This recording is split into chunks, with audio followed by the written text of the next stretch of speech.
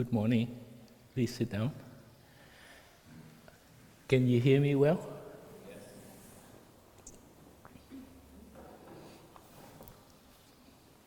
I think this weather is very warm today, so this is very appropriate.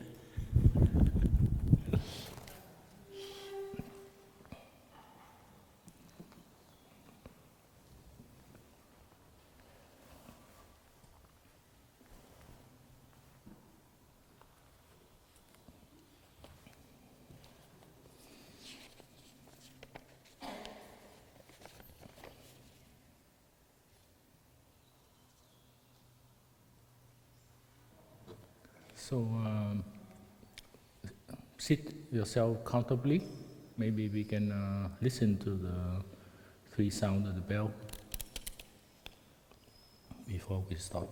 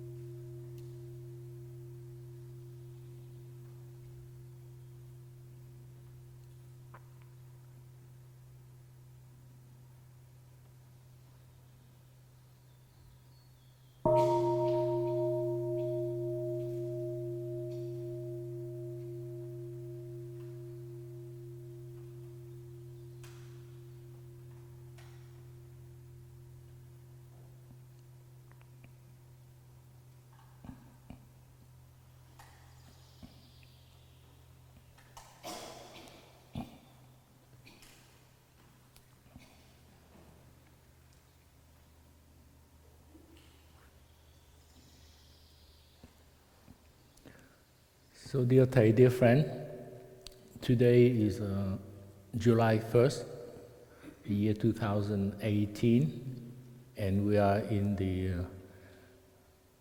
Great Togetherness Meditation Hall at the Blue Cliff Monastery in Pine Bush, New York. And it looks like summer is coming, with the first day of July. I think one of the sisters mentioned it's maybe Canada Day, so to make sure you mention that. We just finished the Wake Up Young Adult Retreat, and I'm very inspired about it for many young friends to be motivated and for the practice of mindfulness. And they can bring it to the society when they start their life, their career, everything. And I thought about in 2013, I believe, our teacher was invited to Google in California, is a headquarters. And they asked for a day mindfulness with our teacher and a monastic. And they mentioned some of the topics they like Thầy, our teacher, to share. And in those days, everything starts with I nowadays. So they want Thầy to talk about inspiration.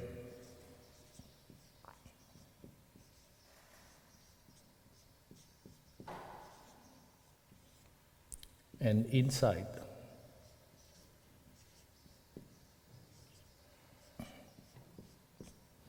And innovation.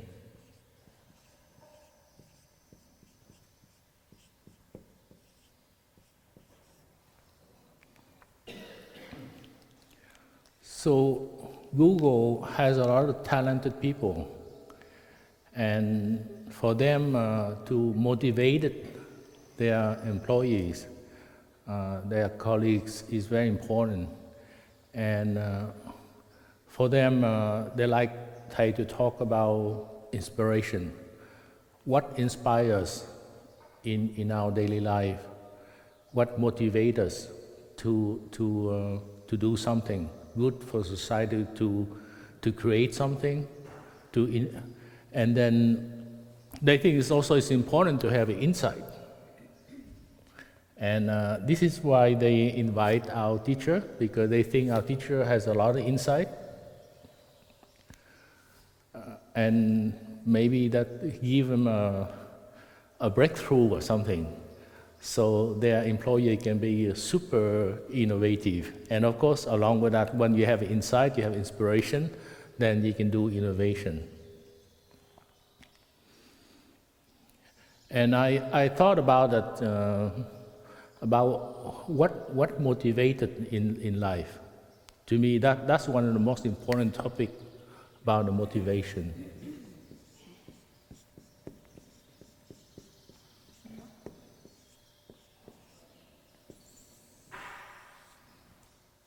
What drives us? What inspires? What gives us energy to keep doing, going? And I thought that there are some motivators, sometimes that are unhelpful.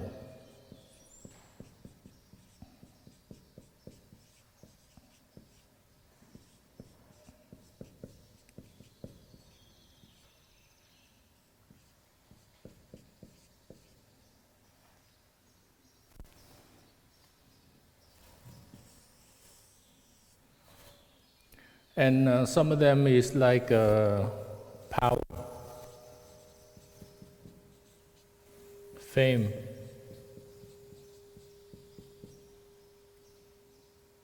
money, and sensual pleasure.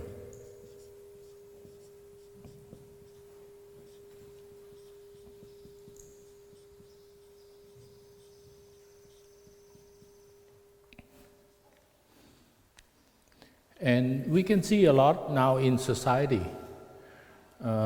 Many people has a lot of money,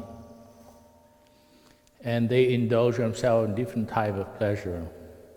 And then sometimes they have money, they can buy fame. And it's not enough, they also buy power to be in politics.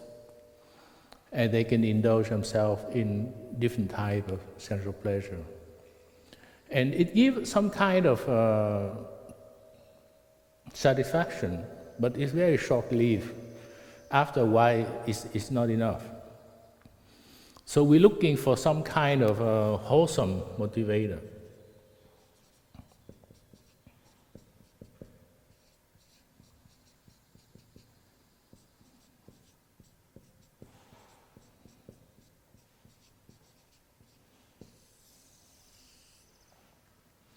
Like loving kindness,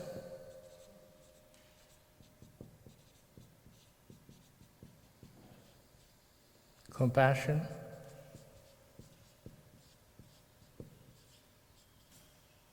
happiness,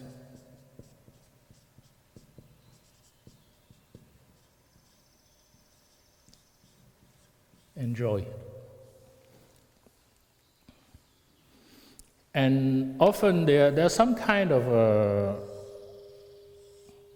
struggle, tug of war between the two.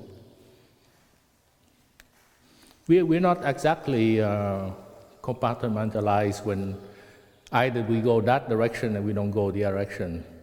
I think into each of our thoughts that raise in our mind every second, every minute, there's some kind of tug of war that go along with that. And maybe I added like a possession too.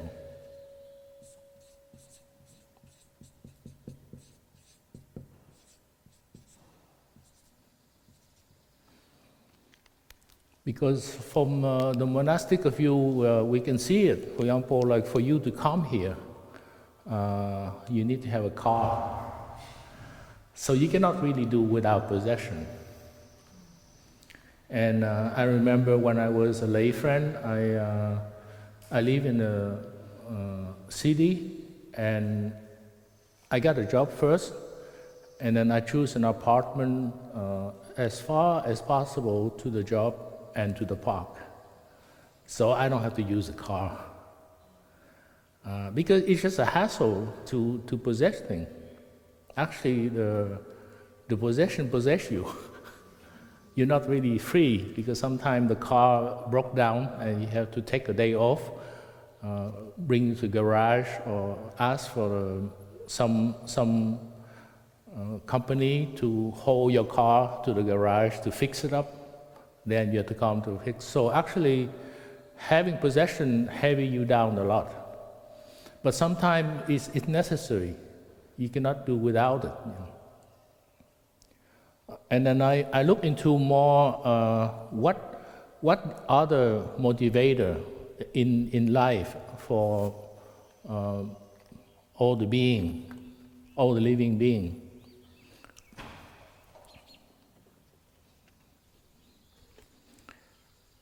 And that pushes us to have those motivators.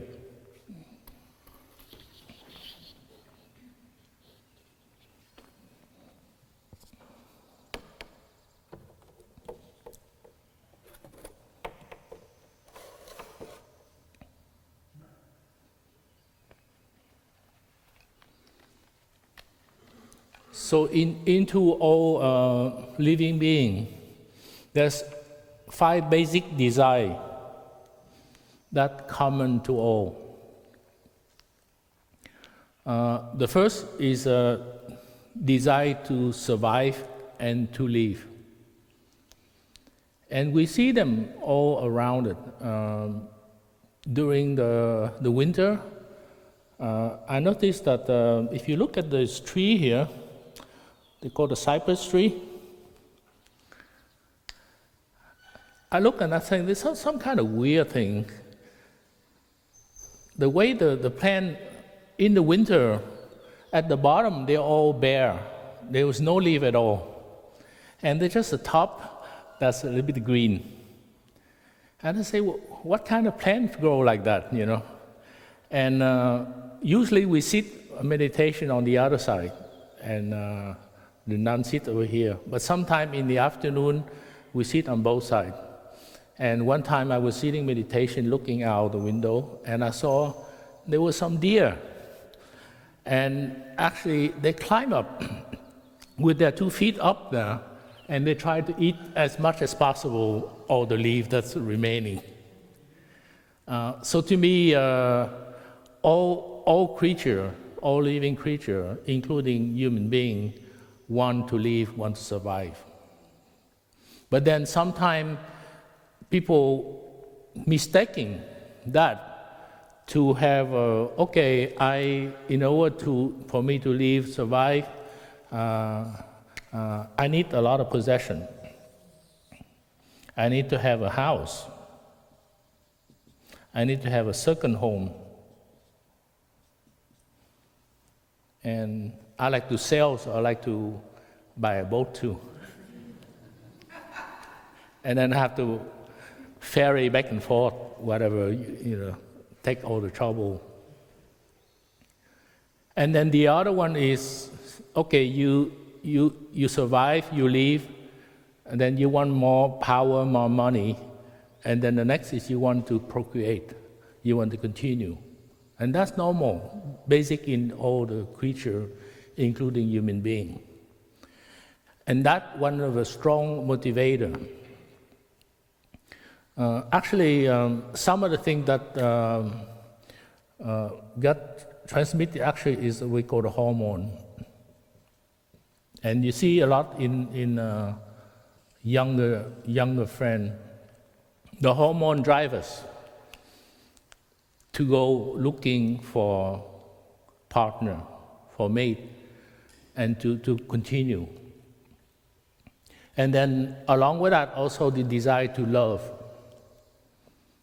We sometimes we put romantic love, physical love, along with that. And the whole idea is just to continue ourselves into the future, to procreate. And that's very strong motivator. If you don't acknowledge them, then you can be guided for them. So sometimes for me, the title of this is called Insight Transform Habit Energy. Sometimes we call it habit energy.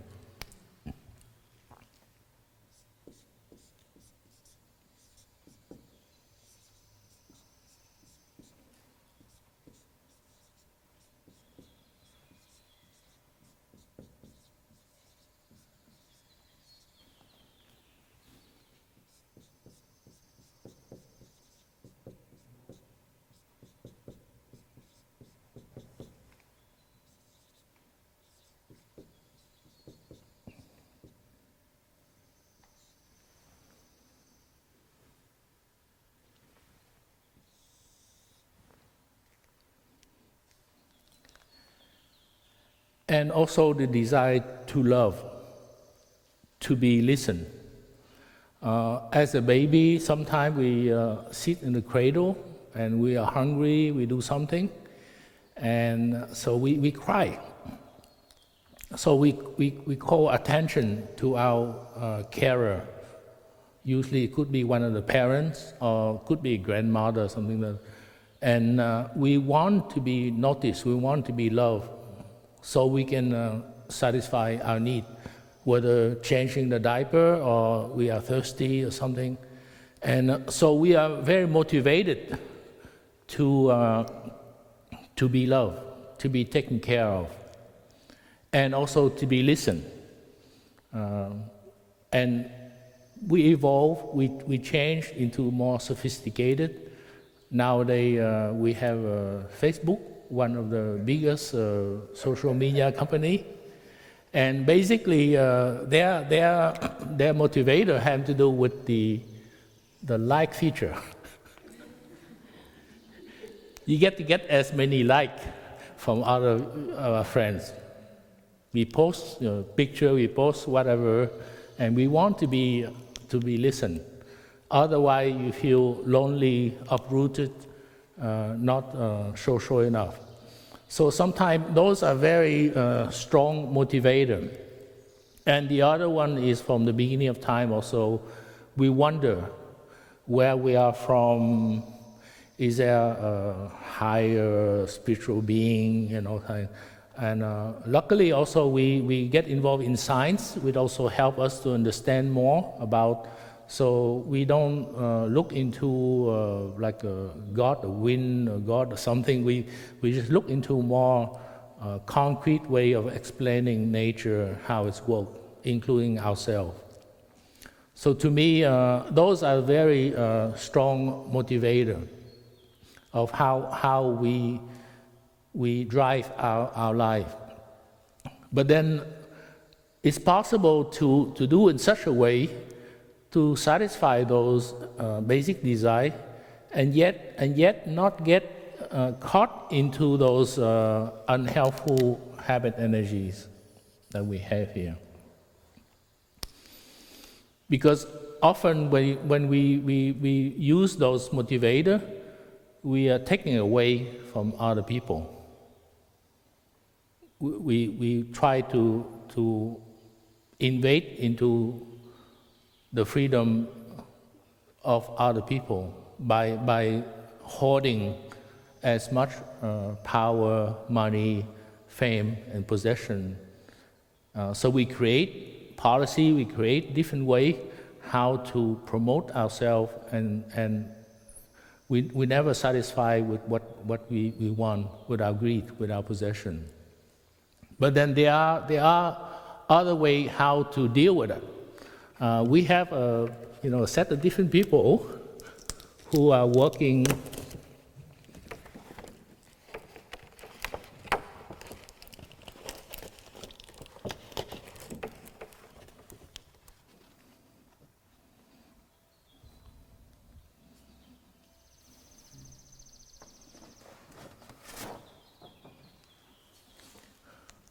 For example, we have some monks and nuns, not only just Plum Village, but we have millions of them all around the world, in Vietnam and other things. And they decide not to procreate. They don't have children. So they have a way to continue. We practice the insight would help us to understand more into the nature of human being. And we build a Sangha. We build a community of practice. And with our creativity, we transmit ourselves. We transmit our knowledge. We transmit our insight. And we are happy doing that. So that's the key thing, is how you can find the joy and happiness in motivate your life. But this is something that often there is a point of contention about that. I remember in maybe 60% of the case, when the young man or woman has make a decision to go to train as an aspirant to be a monastic, usually one of the parents or sometimes some of the siblings are against it. They think that you're not contributing to society. You're supposed to have children for the parent. Often mother would say, well, I like to carry my grandchildren in my arm before I die, kind of thing. Kind of putting pressure on people, you know.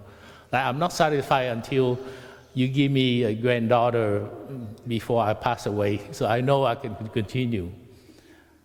So to me, there is a tug of war, how we do about this.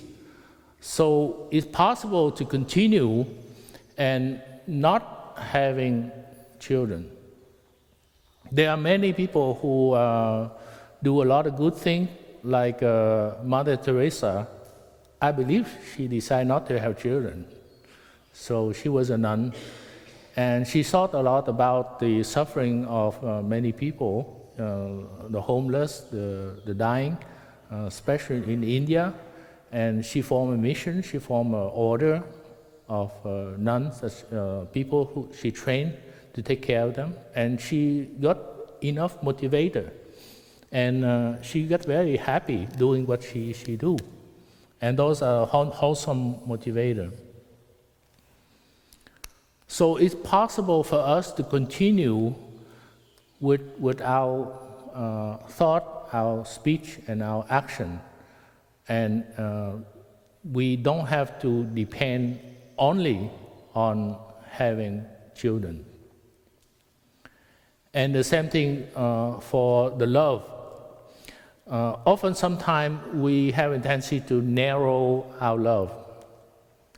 Okay, we're looking for a partner, till death do us apart, those kind of things, So then we limit it, okay, you love me, you cannot love your neighbor.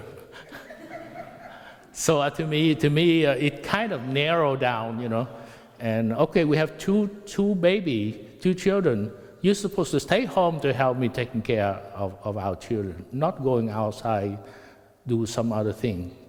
So to me, there is some restriction when we create, especially when we go our way of having babies, children. Then we constrain our love. We have to take priority. But for many people who devote their life to expand our love, we have what we call a 4-limit love, which I can share later, having to do loving kindness, compassion, altruistic joy, and equanimity or embracing. And that we can expand the love. So not only we care for the children of our own, but also we care the children that have been separated from their immigrant parents and so on, or the children in Syria or something. So it's not only just limited to a kind of love that we only limit to ourselves. And for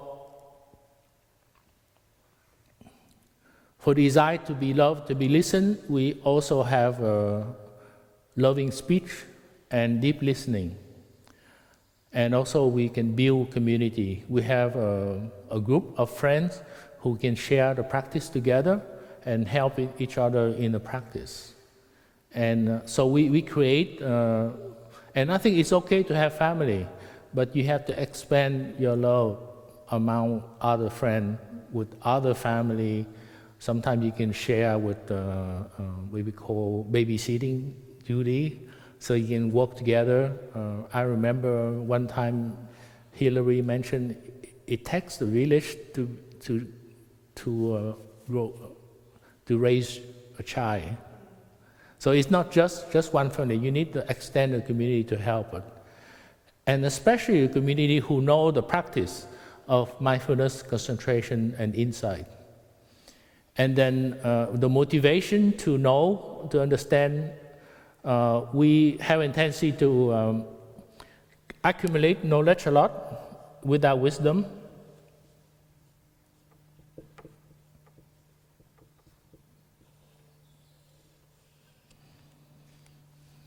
So the motivator that is more healthy is a desire to be awakened, to be enlightened to our human nature, and to share that wisdom with other people, that understanding with other people.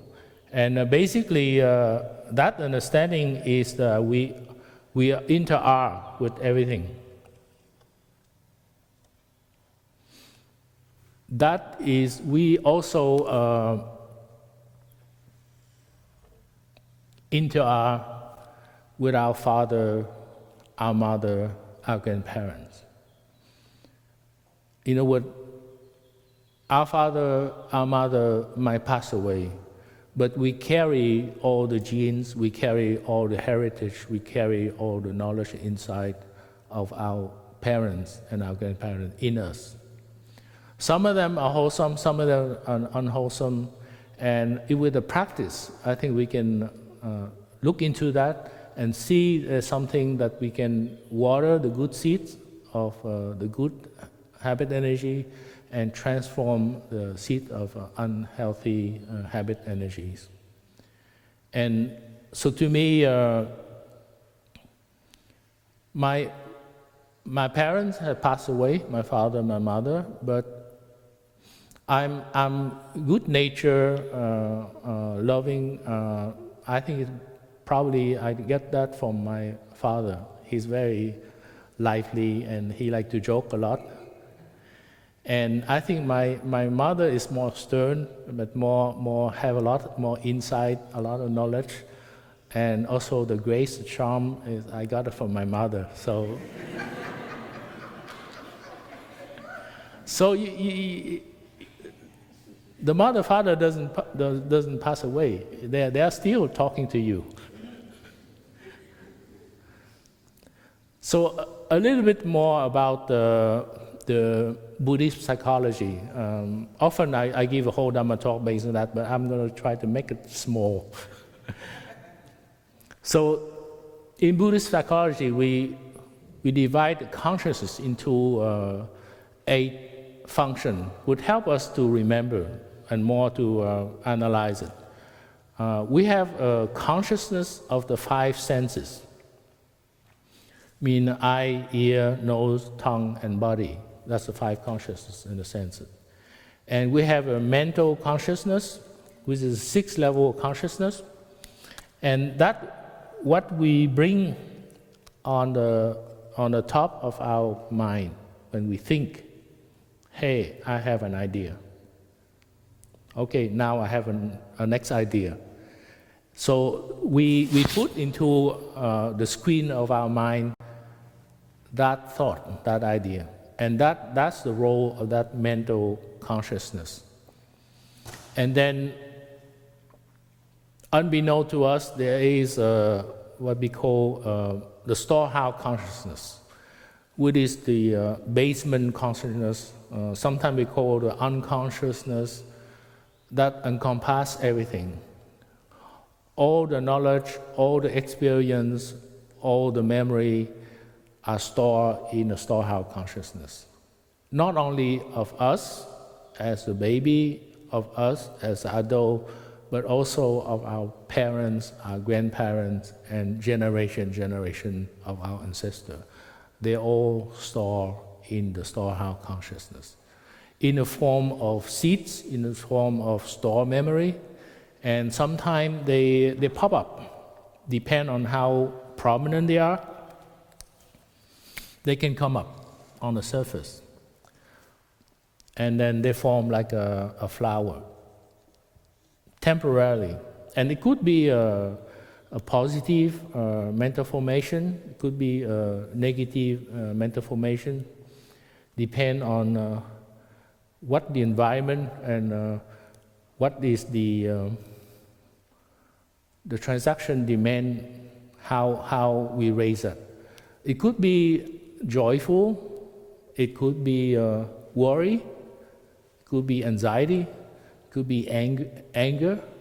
For example, I'm due to give a Dharma talk today, so I could choose to raise the anxiety, I could choose to raise the fear, or I could choose to raise the joy, the loving kindness.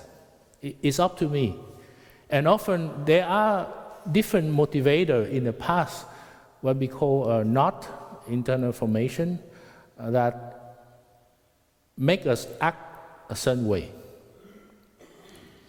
And then we are kind of driven by that. For example, like we have on the perception here, the organ of perception, meaning the eyes, ear, nose, tongue, body, and mind. And when we are in contact with the object of perception, we have what we call a recognition of consciousness. But that area of consciousness in neuropsychology is very complicated, in both Buddhism as well in modern psychology, because it's a whole area of stored memory and recognitions, and how we can recognize and assign a value to that. For example, like if I show you a table here, and I would say mira ese, ¿cómo se dice? La mesa. A lot of people hear with their ear, but they don't understand, because they have not have a background of learning Spanish. But the people who grow up with the parents who speak Spanish, then they can understand what it means. So the whole area of recognition of consciousness is very complicated. But then it takes a fraction of a second for us to make a judgment, to make a value on the object that we perceive. And often it is distorted, often it is biased. Because while we're learning as an infant, as a child, we have maybe trauma. I live in Vietnam during the war of Vietnam, the American-Vietnamese War. So I have some bad memory about that, and it could cloud my judgment about it, about how I react to different things. So we have to know our family background, how we grow up, how we are receiving different what we call pleasant and unpleasant experience. The most difficult thing is when we are infant, when we are baby. That's why sometimes we have a meditation, sometime in the morning, when we look as a 4 years old child of ourselves, or we look into our father, our mother as a 5 or 4 years old child, and try to embrace them and transform their trauma, their difficulties, type of thing. So every time that we have a pleasant or unpleasant experience, especially unpleasant experience, we try to protect ourselves, and we kind of say almost like that's a famous word, never again. And it kind of creates what we call our ego.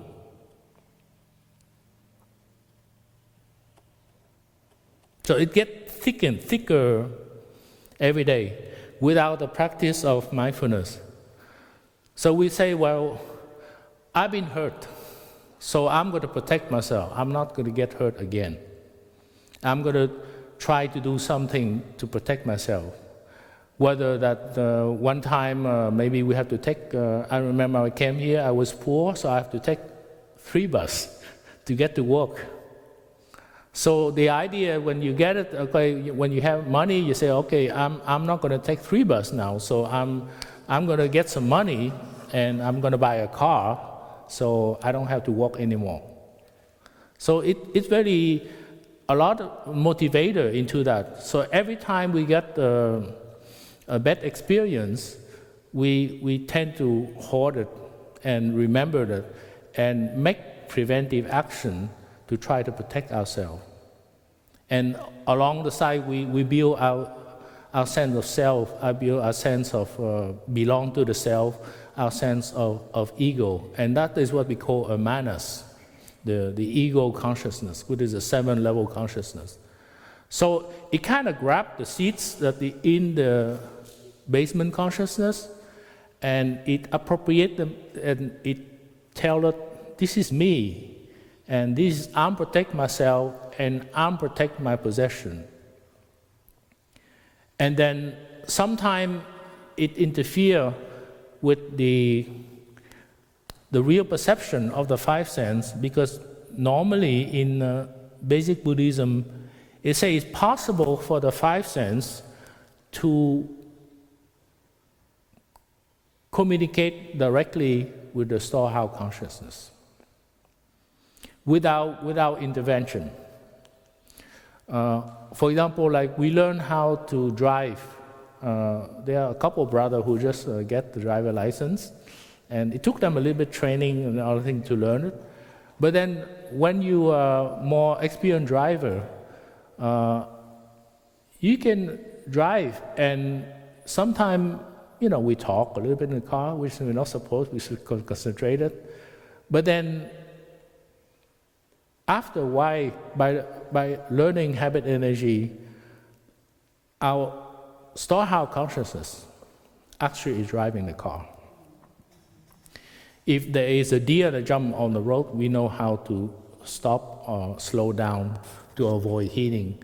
Or sometimes I drive in the road and I saw there was a big truck in front of me and kind of veer left to right.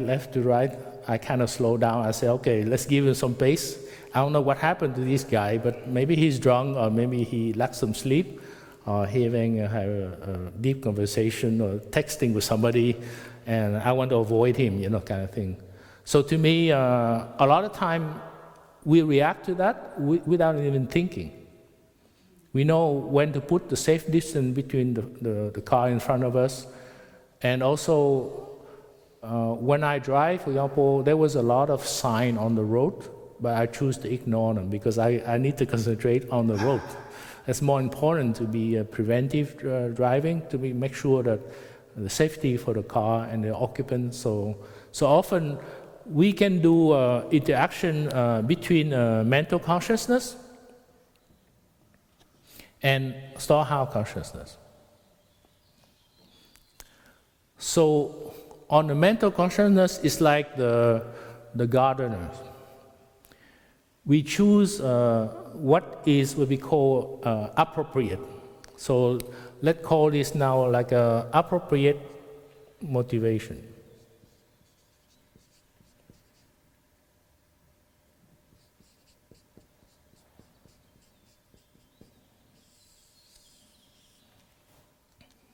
what is relevant, what is helpful for us to concentrate our attention into. But often our mind get caught in the memory of the past, and we try to worry about the future. So we don't want to stay in the present moment. We want to talk about some other thing. We want to keep thinking, regret about the past and things like that. So we are not fully in the present moment. So the job for the mental consciousness as a good gardener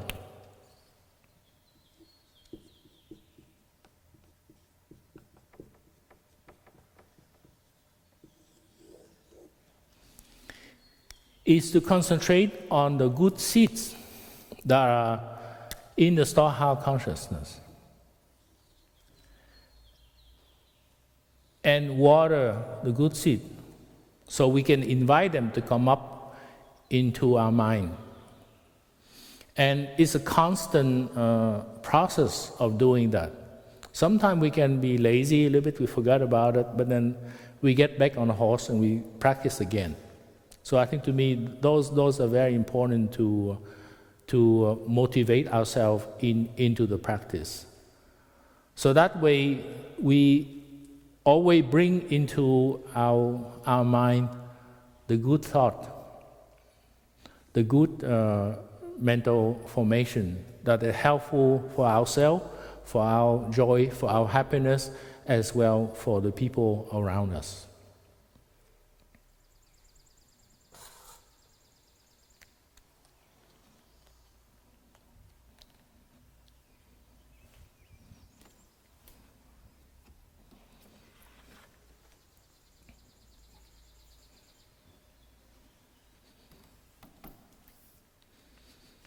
So what are the methods of the practice that help us to motivate ourselves to water the good seeds in our mind every day? When the Buddha got enlightened, after that he tried to share with other people. And he went to 5 of his fellow ascetics he practiced before. And the first teaching he was giving them is having to do with the 4 Noble Truths and the Eightfold Path, which is the path, the noble path of the practice. And I'm going to share with you in the form of we call 4 fruits to remember the noble path. Often I have trouble remember, and one time our teacher showed us it's very easy to remember now. So I will offer you 2 bananas. So here's one banana here. And that is called right mindfulness, right concentration, and right view. So that is the agent of transformation. By keep practicing that, we have enough power so we can transform the habit energy. And often, mindfulness is mindful of what's going inside, outside. But often we cannot sustain mindfulness all the time. So for example, when we practice mindfulness, it's not just why we sit meditation in the morning. When we get out of the meditation hall, we still practice mindful step everywhere we go. And then when we exercise, we practice mindful exercising. And when we eat breakfast, we practice mindful eating as well.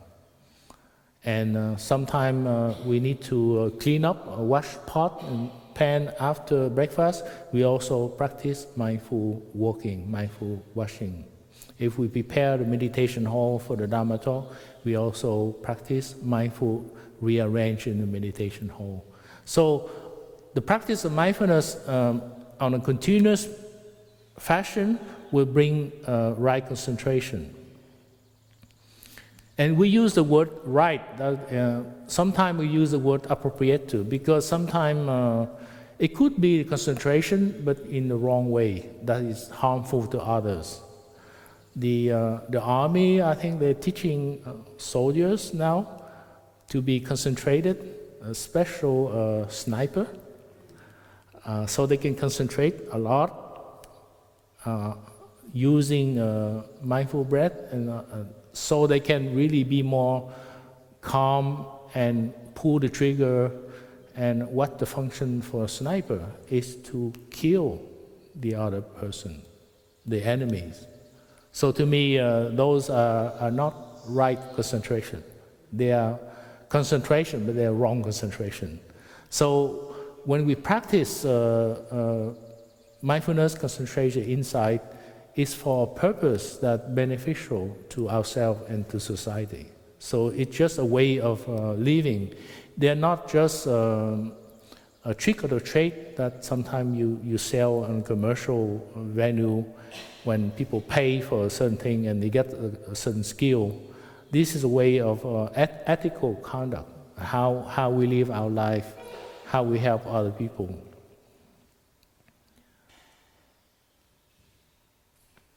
So we talk about what we call 5 universal mental formations. Those come up all the time when we come in contact between our organ of perception and our object perception. We have contact. And from a contact, we raise that recognition thing. So we have first attention. It brought to our attention.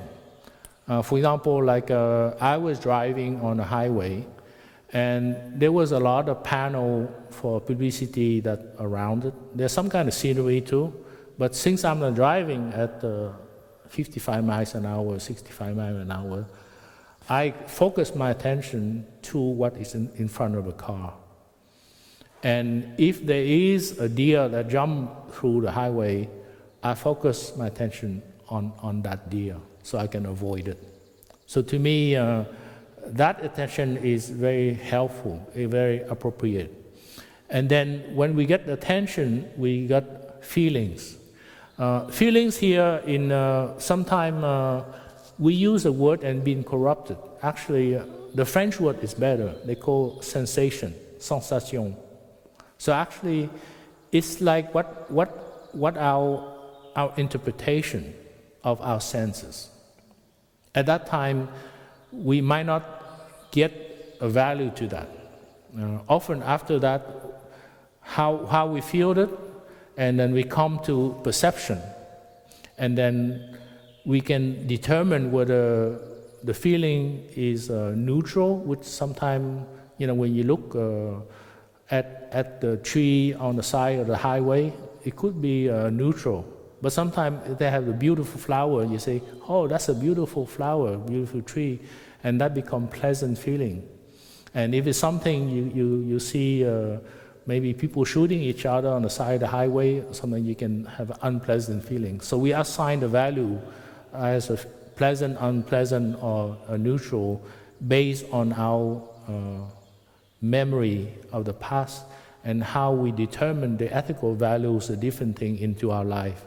So actually, this is artificial that we create after. By nature, everything is neutral, but then we assign value to that. So often, for us to practice the right concentration, the insight, especially the insight, it helps us to have a deeper understanding of that, into how we assign value to different things. And then from when we have perception, it could be right perception and wrong perception, then we can have a volition, which means the determination to guide our life into a certain way, how we want to live our life, how we want to help ourselves, how we want to help our family, how we want to help our friend and our society. So to me, there was another important thing which is not in the Eightfold Path, which I think they call a right perception.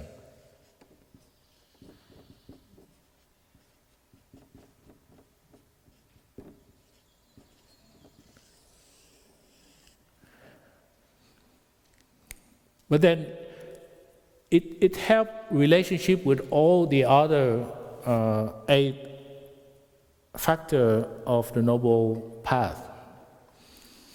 So,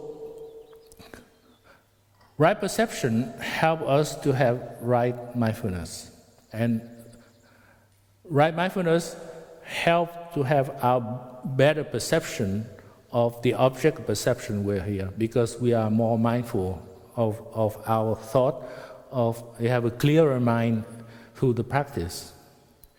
So it is a two-way practice. The same thing with right concentration and right perception, and the insight and perception as well.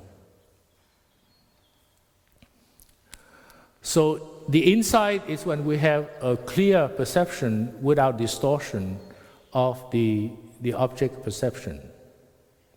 Meaning that usually we have a perceiver and perceive, and often we think that we have a perceiver as are here, and we are projecting our scanning outside, and we see the perceived object, and we think that it's separate from us, but actually everything is connected together. So it takes some practice to really to develop what we call the sense of interbeing, and to see that everything is interconnected.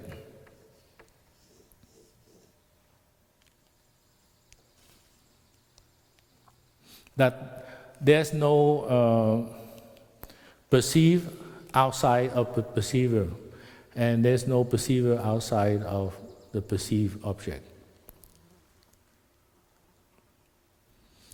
And when we have an insight, it helps us to what we call to make a volition into that, which is right thinking. So we put into our mind the right thought, the right appropriate thought that are beneficial to the event, to relationship between our loved one, for example. So when we have insight, it's very easy to have right thinking. And when we think, we generate what we call a speech. So we would have a right speech. So if somebody insults us, say something bad to us, we say, wait a minute. Is that the intention person to insult? Sometimes it may be, but sometimes we can have the wrong perception into the motivation of the other person.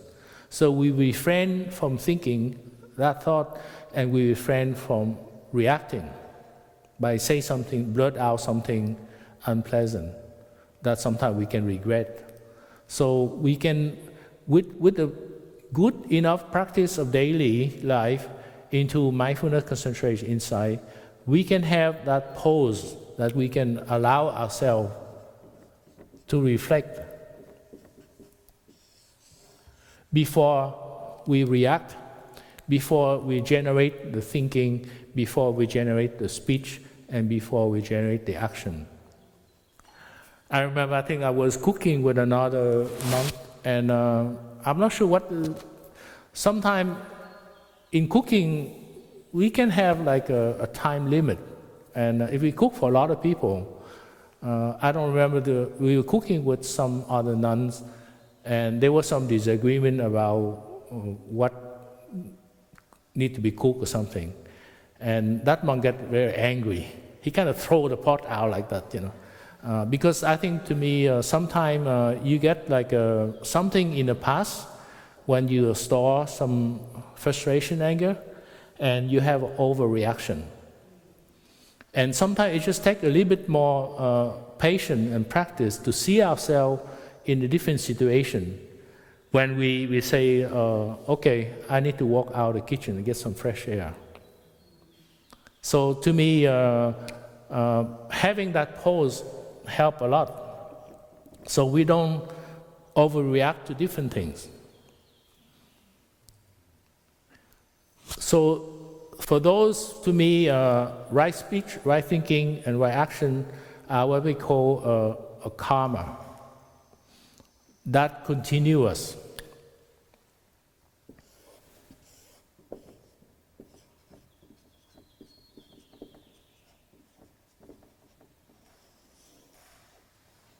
So in the sutra, it says that our thinking, our speech, and action are our true continuation. Of course, it's very, very, very true in the sense that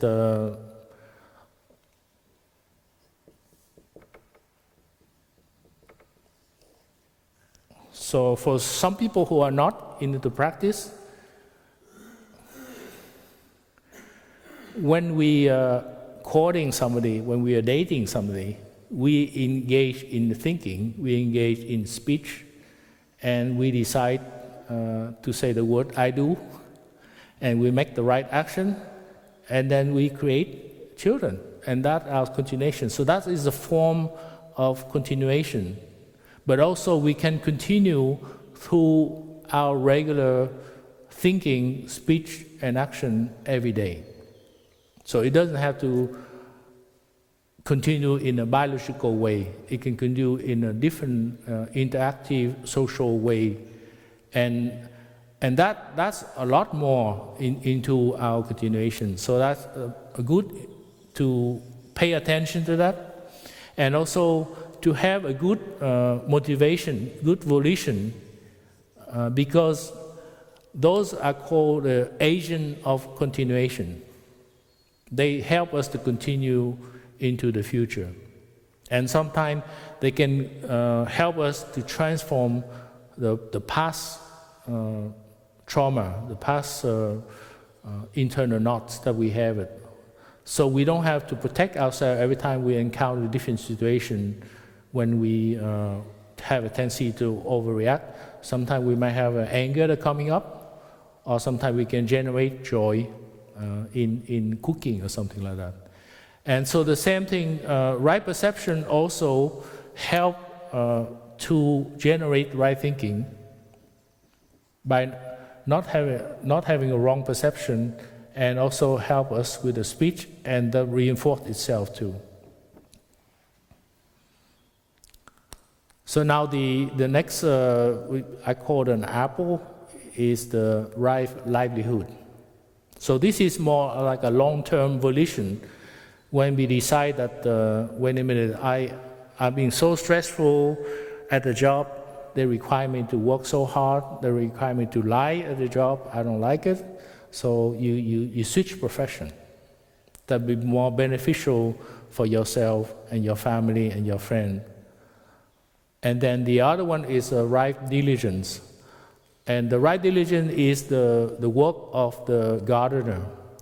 When we choose to water only the good seeds, and we take away the weeds. We have a garden in the back here, so almost every day few nuns, they go, and some lay friends help them, and they water the good seeds of the vegetable, the herbs, cherry, tomato, that kind of thing, and then they took away the weeds, so they don't want to. So the same thing on our soul consciousness, we can practice in such a way that we can sow the good seeds into our life of joy, compassion, loving kindness, and avoid water the seeds of anger, jealousy, anxiety, fear into our life.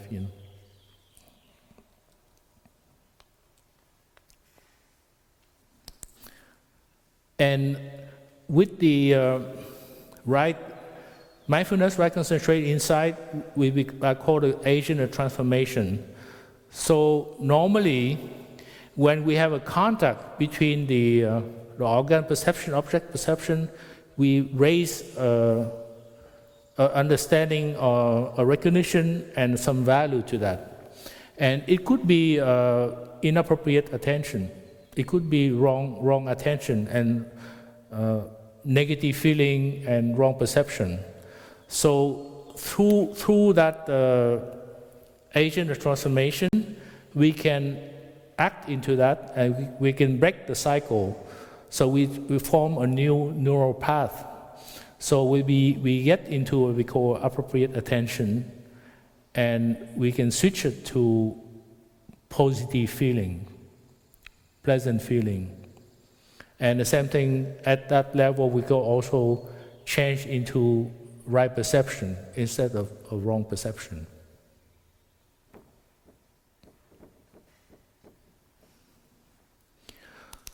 So those are the Eightfold Noble Path that the Buddha was teaching in his first teaching. The other part is pretty simple. They call the Four Noble Truths.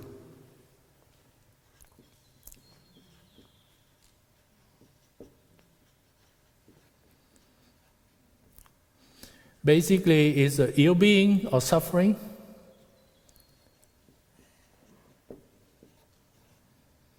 the path to ill being,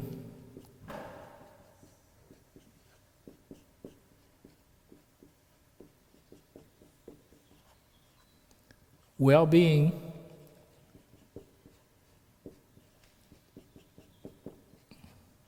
and the path to well-being.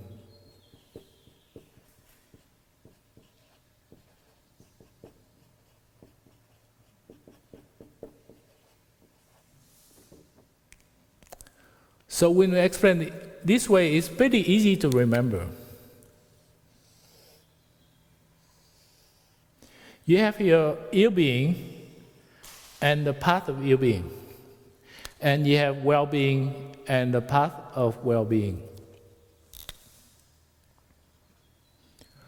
So we don't have mindfulness. In the past, we have a tendency to get angry. We have a tendency to say harsh speech to our loved one. We have generate negative thinking, and we make ourselves suffer. We make our loved ones suffer. We make our friends. We make our society suffer. So the thing is to know that what we have sown in the past, and to see that we can have regret about our past action, and to start to generate the energy of mindfulness, concentration, and insight on a daily basis, and we can switch our new path. So we abandon this old path, and we generate a new path. Using appropriate attention, pleasant, neutral feeling, right perception, and mindful and beneficial volition. We change our life, we change our career. And the path to well-being actually is this Eightfold Noble Path here. So when we decide that we want to go the way of ill-being, of joy, happiness, all we need is to practice this Eightfold Noble Path. And slowly we transform our suffering, our ill-being.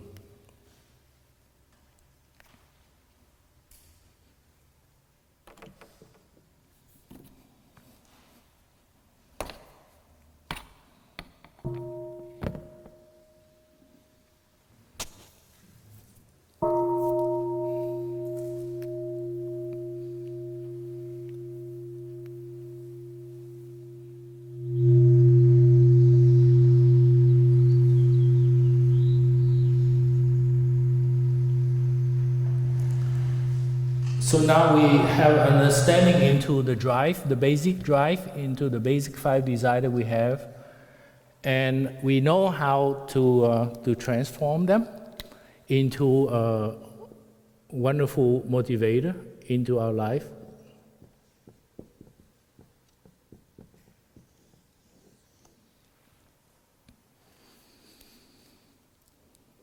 By having insight, having community building, having creativity and loving kindness, compassion, altruistic joy, and encompassing equanimity, deep listening, loving speech.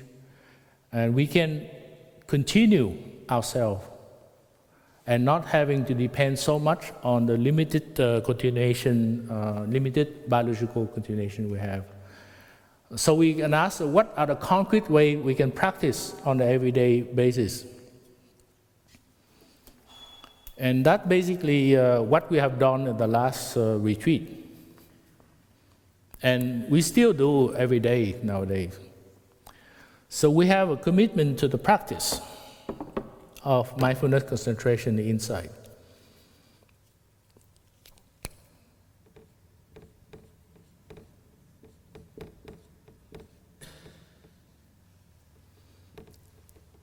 So one is mindful breathing. Is everywhere, four positions of the body, whether we are standing, we are sitting, or we are lying down, or we are walking, we always practice mindful breathing. Mindful breathing is my anchor, shining far, far. And to have a mindful step. Regardless where we walk everywhere.